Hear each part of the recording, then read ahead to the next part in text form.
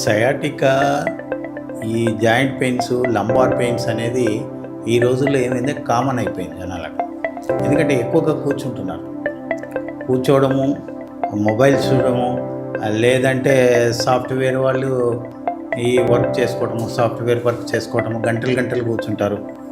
ఇక ప్రయాణాలు కూడా అట్లానే ఉంటాయి, గంటలు గంటలు ప్రయాణాలు చేస్తుంటారు. దానివల్ల ఈ నర్వ్స్ అనేది ఒక్క దగ్గరికి వచ్చేసేస్తాయి.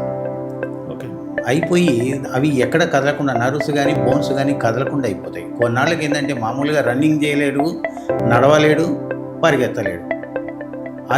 అదిగా ఇది వాడుకోవచ్చు.